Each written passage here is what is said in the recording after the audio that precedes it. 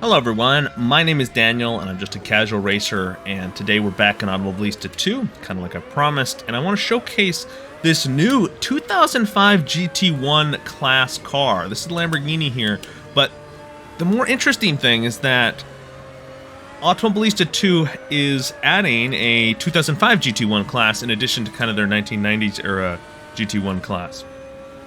And this car is obviously it's a lot of fun to drive. There's a few things I want to point out though. One, there's only 6 liveries, so like I'm doing a 5-opponent race, and I'm not sure why there isn't more when right now there's only 1 car in the entire class. I also wanted to try this car out in the rain, partly because I just wanted to see how the AI and the rain physics and everything have been improved within Automobilista 2. It's been a long time since I've driven in the rain in Automobilista 2, and I haven't had very good experiences previously, but I've heard some good things. So doing that right now, and honestly, this is actually my first race in this car, so it's not, I have no prior laps or anything. These are literally my first initial impressions, and it's actually very positive. Hard to see, which is realistic. The handling is slick, but it's not like you're floating or sliding in a like above the actual literal surface, and like there's just this really weird disconnect. It's slick. Clearly, if you hit some like a puddle, there's a little bit of like aquaplaning, but at the same time, it's also the tires clearing some of that water. Like it feels a lot more dynamic and realistic. I think I braked too late. Ew, so sorry. Couldn't see. That's my bad. We're in the rain here. Oh, this might not be good. We're gonna fall off the edge here. I can't just put the throttle down, I have to be careful, otherwise I'll spin the wheels. Now that we're a little further back, you can actually see a bit better. We can kind of see the rain, we don't have the huge spray.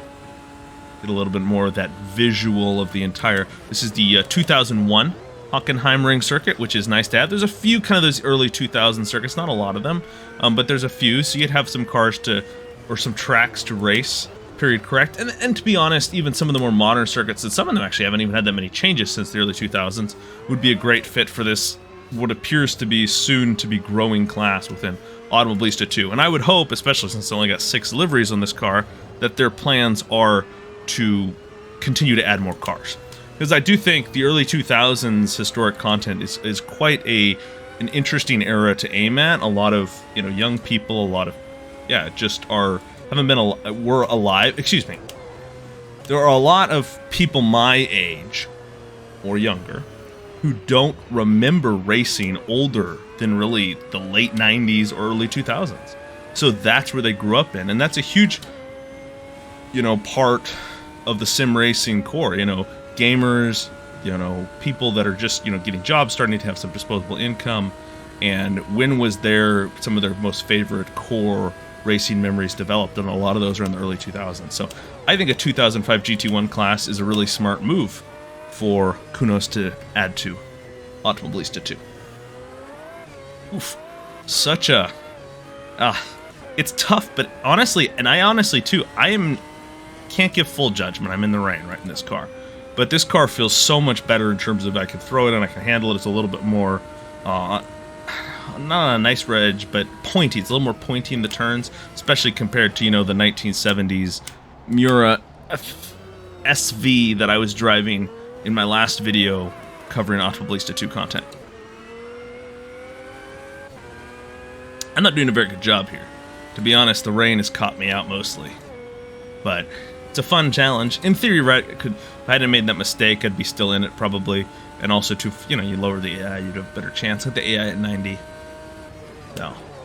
No, not super fast anyways, but you can definitely lower them from here if I wanted to. Woohoo! So you gotta be very careful. There's supposed to be a dynamic weather line, right?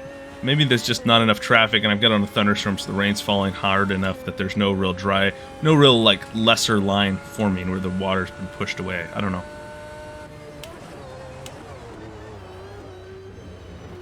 A little squirrely when I released the brake. That's actually feels really realistic. That was nice.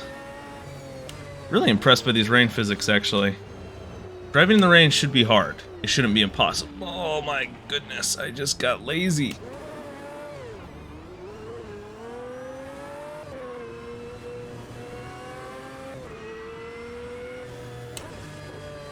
I don't know, I'm curious, I think I mentioned this maybe once before, but I like both the vintage version of the Hockenheimring and then the modern version. I don't dislike either layout. Is it kind of a shame that the historic version no longer exists in real life?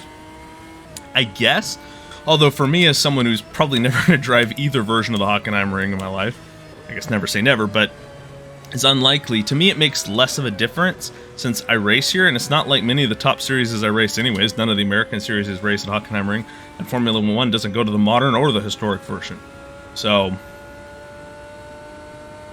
I guess less of a concern for me. I enjoy having both in sim racing, that's for sure. I enjoy this layout, and I really like the modern version too. Shifting down here so we can attack the chicane nicely. Oh, it feels so good. I will say, I think the force feedback as well in this car is exceptional. I mean, let me just put it this way. I haven't driven in the dry, but I like this car. And this is the GT1 Lambo here.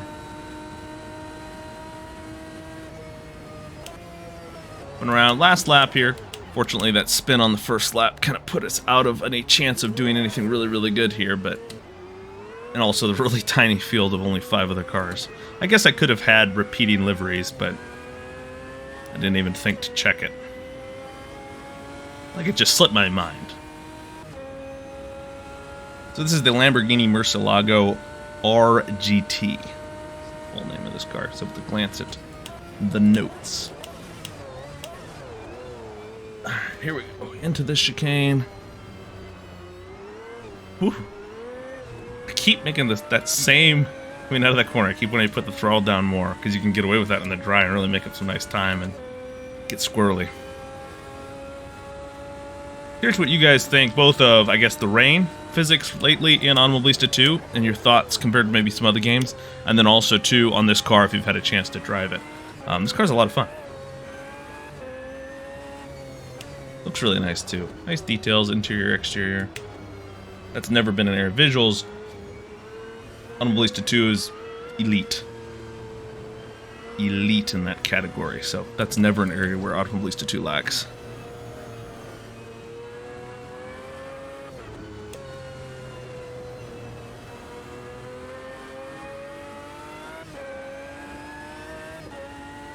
And coming around, and that's the race. Hope you enjoyed this one, but most of all, I hope you all have a fantastic rest of your week.